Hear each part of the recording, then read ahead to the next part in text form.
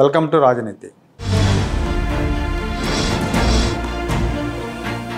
ఆంధ్రప్రదేశ్ ప్రభుత్వం నాలా యాక్ట్ను రద్దు చేస్తూ తీసుకున్న నిర్ణయం ఆంధ్రప్రదేశ్ రాష్ట్రంలో పారిశ్రామిక అభివృద్ధికి, వ్యాపార అభివృద్ధికి దోహదపడే విధంగా ఉంది.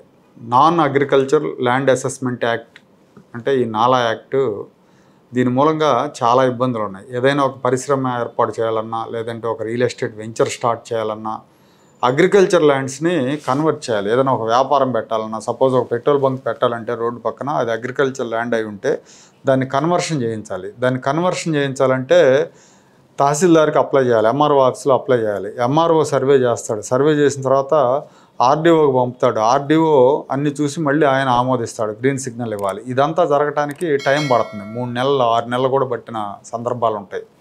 పైగా వీళ్ళకి లంచాలు ఇవ్వాలి. పైగా ఇటీవల కాలంలో ఎమ్మెల్యేల తాకిడి ఎక్కువైంది. గత జగన్మోహన్ రెడ్డి ప్రభుత్వ హయాం నుంచి ఎమ్మెల్యేకి కూడా వాటా ఇవ్వాలి ఈ నాలా అనుమతులకు వచ్చే లంచాల్లో. సో ఇవన్నీ చాలా ప్రాబ్లంగా ఉన్నాయి, హర్డిల్స్గా ఉన్నాయి పారిశ్రామిక అభివృద్ధికి, అట్లాగే రియల్ ఎస్టేట్ రంగానికని చాలాసార్లు ముఖ్యమంత్రి గారి దృష్టికి తీసుకెళ్లారు. వాళ్ళు తీసుకెళ్లిన నేపథ్యంలో ముఖ్యమంత్రి గారు ఒక మంచి నిర్ణయం తీసుకున్నారు. దీని మూలంగా చాలామందికి రిలీఫ్ అని చెప్పాలి. ఎందుకంటే ఈ నాలా ఫైల్ వచ్చిందంటే రెవెన్యూ వాళ్ళకు పండగ. వీళ్ళు ఆ ఏరియాని బట్టి, ఆ ఏరియాలో ఉన్న డిమాండ్ని బట్టి ఎకరానికి ₹1,00,000 నుంచి 5 లక్షల వరకు లంచాలు తీసుకుంటారు. ఎమ్మెల్యేలకు మళ్ళీ అందులో వాటా ఇవ్వాలి. చాలా చోట్ల, చాలా నియోజకవర్గాల్లో ఎమ్మెల్యే అనుమతి లేకుండా ఈ నాలా ఫైల్ మూవ్ అవ్వడానికి ఉండదు.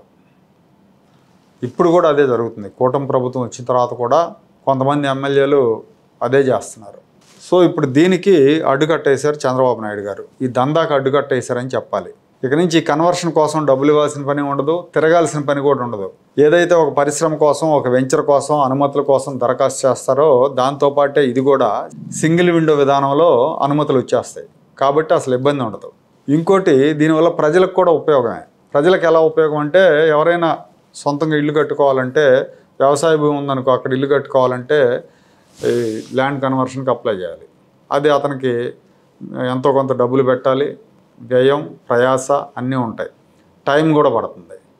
అలాగే అపార్ట్మెంట్లో ల్యాండ్ కన్వర్షన్ అప్లై చేసినప్పుడు లంచం ఇచ్చాడు అనుకోండి, ఒక 10 లక్షలు 25 లక్షలు ఇచ్చాడు అనుకోండి, ఆ భారం ఈ ఫ్లాట్ కొన్న వినియోగదారుడి మీద పడుతుంది. అంటే బిల్డర్ ఏమీ తన జేబులోంచి తీసేవాడు, తనకు బండి ఖర్చులన్నీ కూడా ఫ్లాట్ కొన్నాడు దగ్గర వసూలు చేస్తాడు. కాబట్టి ఆ మేరకు కొంత తగ్గినట్టే.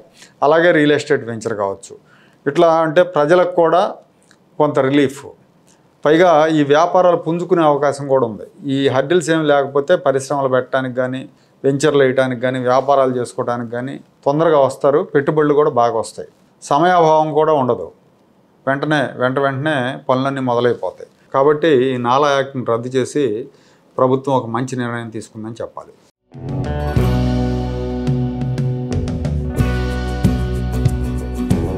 Like, share and subscribe to Rajaniti channel.